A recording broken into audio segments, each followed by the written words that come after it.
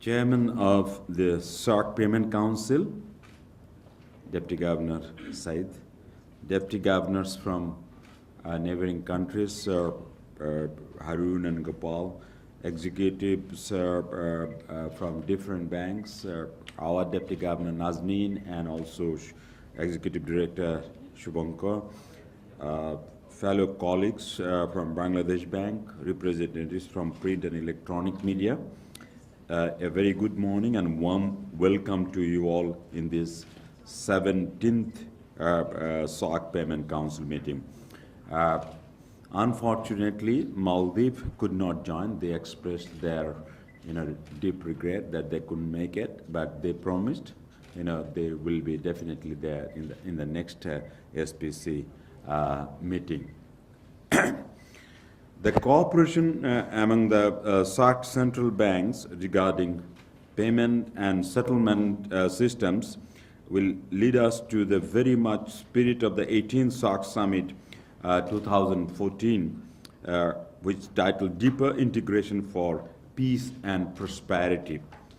I believe adoption of a realistic, pragmatic, and a step-by-step approach towards solution of these issues will open up new avenues of cooperation among the SAARC regions. As Harun was mentioning, it's not only payment systems we will be talking these days, a couple of days here. We'll be going beyond payment systems, as he was alluding, and we'll be speaking about our regional dimensions on all affairs, which will take the region forward.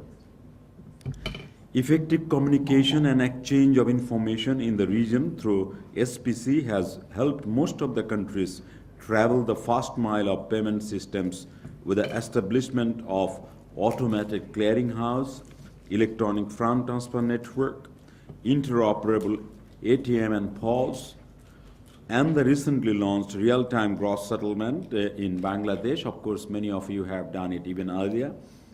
Along with the conventional payment system infrastructure, the SAARC countries have also experienced several innovations for including the excluded, empowering the vulnerable, stimulating rural demand through mobile financial services and agent banking, and so on, as Deputy Governor of RBI was also indicating. I hope this unique platform will provide us an excellent opportunity to evaluate the past and find solutions to combat the risk through exchange of fresh insights and ideas. And some of the ideas I hope this conference will be discussing, let me just point out a few. I'm sure our participants here will be talking about the implementation process of an effective oversight and supervision framework, experience of resolving country-specific problems, managing operational and systemic risks in the market infrastructure, introduction of TAD KYC for mobile financial services and eKYC for the entire banking sector. Deputy Governor RBI was mentioning about their biometric identification and all that. I'm sure many of our countries are also, other countries are also working on it. We in Bangladesh, we are going for a national ID based on not only biometric but on many other improved features, and the smart cards are being delivered so that we can make best use of this eKYC. Leverage technology to drive sustainable and stable growth, impact of disruptive technologies and disruptive business models. I'll come back to that later. Innovation in instruments, business models, and adjacent technologies. And most importantly, designing a process to appropriately contextualize the sustainable development goals at the regional level in the payment systems arena. I believe discussion on these issues following presentations will spawn useful ideas on collectively sponsoring impact evaluation and analytical studies for establishing a sustainable and stable payment system in the region. And I think we need to go a long way in terms of making our payment systems talking to each other. Many a times, we design systems which do not talk to our neighbors. I thought, this council probably will come up with an interoperable kind of systems of the switches so that we can talk to each other, so that we can reduce the cost of the remittances, because our people are all around. A lot of Indians, a lot of Sri Lankans are working in Bangladesh, I know, as skilled managers in our apparel industries, and they need to send money actually. And those remittances should really, done formally and also cost effectively. So we really need to design that interoperable systems so that, we can manage these cross-border remittances at a lower cost. I know many of our people of Nepal, Bangladesh, Indians, all are working in countries like, say, Singapore or Malaysia, and they are sending remittances to their own countries. Sometimes using Nepalese, systems, sometimes using Bangladesh payment systems, sometimes, pretending to send the systems through a formal system. So I thought there is a time to really look at that, how to bring them all into the regulations so that we can have a regulated kind of interoperable system which can be cost effective using latest technologies like say for example, Bangladesh has developed very good mobile financial services, which is banklet, which touches the bank whenever the payment systems. But if someone doesn't even come into the systems but using the name, so there I think if we make it easy, if we make it regulatory, if we give them the space, regulatory space, probably they will be regularized. So I thought these are the issues one can really think about in the workshop like this. I believe we will be having a very, very in-depth discussions on many of the frontier issues as well. And I'm happy to see one of our neighbors, from Asia Pacific, from the Reserve Bank of Australia, who we will be talking tomorrow. And I thought you should all get engaged that how they are handling those frontier issues. Another area of focus would be on deepening familiarity and interest of the region's millennials in the evolving technology-driven financial service options. We need to sort out the right instrument payment platform for more effective communication with the tech-savvy netizen generations. These are our younger generations. They won't go by your rules all the time. They will have their frontier knowledge, and they will use global systems, global payments, and if needed, if you are creating too much barriers, they will jump over the barriers. So I thought how to get them on board and how to make life easier for them as well within the regulatory space. I thought that's another challenge that we regulators will have to really work out and really face up to their expectations. Dear audience, we also need to be vigilant in adoption of the disruptive technologies like the cryptocurrencies with higher systemic stability risk, and in combating that techno-savvy fraudsters who always seem one step ahead of us. As Deputy Governor Harun was indicating, I thought these are the areas, the virtual currencies, we are talking about how to regulate them and how to really avoid the risks. These fraudsters are, as I said, smarter than many of us. How to really bring them on board, or how to really watch on them, and how to avoid that how they get into the systems. And for that matter, probably there will come a time we may not avoid the virtual currency. as things are progressing. And as Harun was indicating, we are moving towards a cashless society.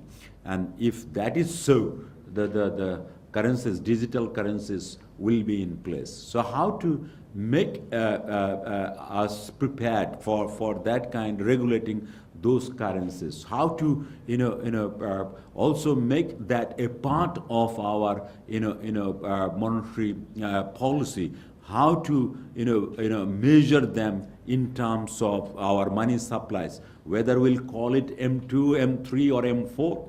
That is we need to decide. But again, we really need to know how much currencies are floating around and how to bring them within our grip, in terms of being more smart than them. So I thought these are the challenges, and the time is passing pretty fast. So we need to be tech savvy. The regulators too need to be tech savvy.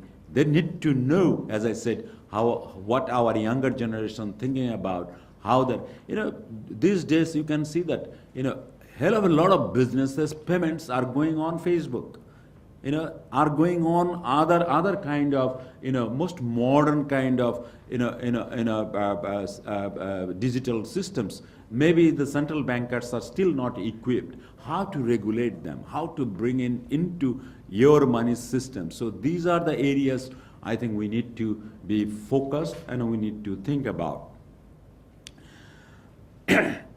And for that, regular and timely seminar on cyber security in payment systems would help us in this regard. I would like to inform you that Bangladesh Bank is in the process of establishing a third data center to ensure 99.99% of mission-critical applications and developing a cybersecurity strategy to identify and plug gaps with international best practices.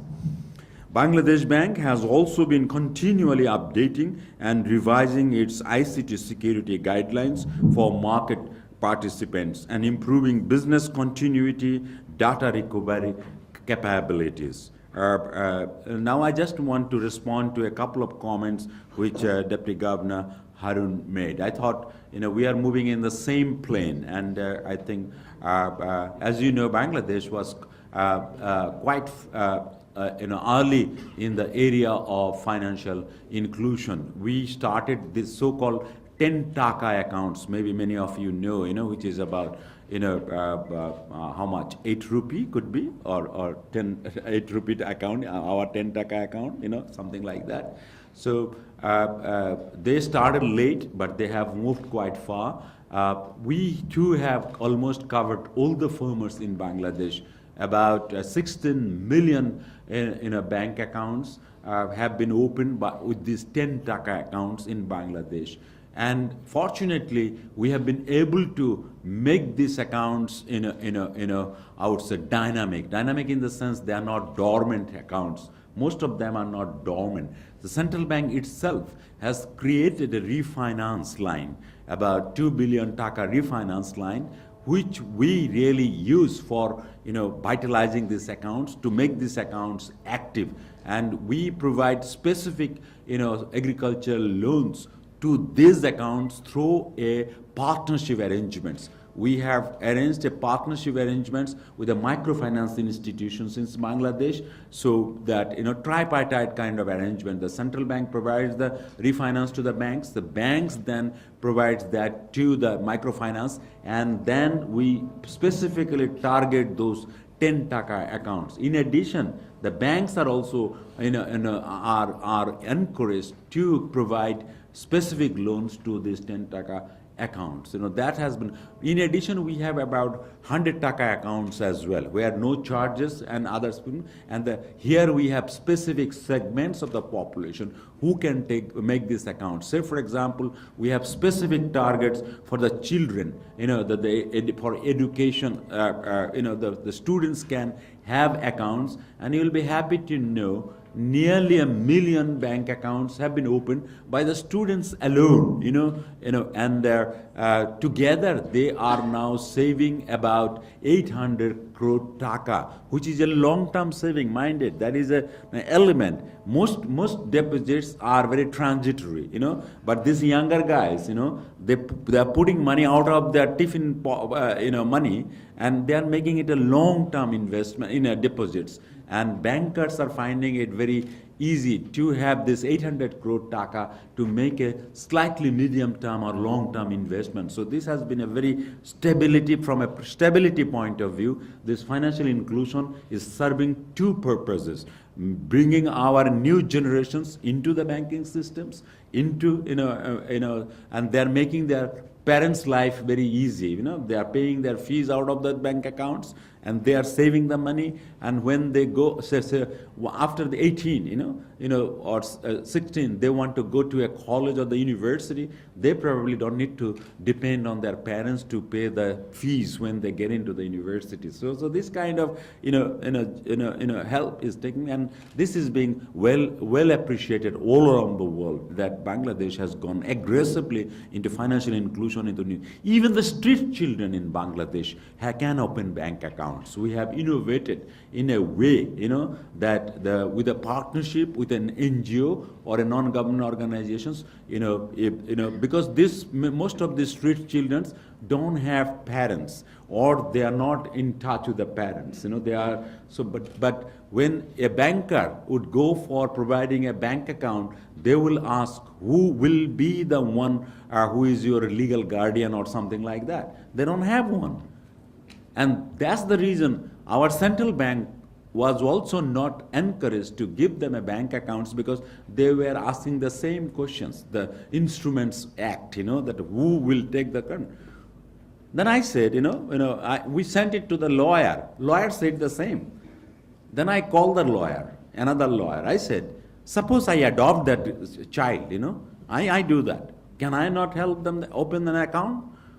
They said, of course, you can. So why not? I said, then like the Save the Children Fund, become their adopted parents, why not?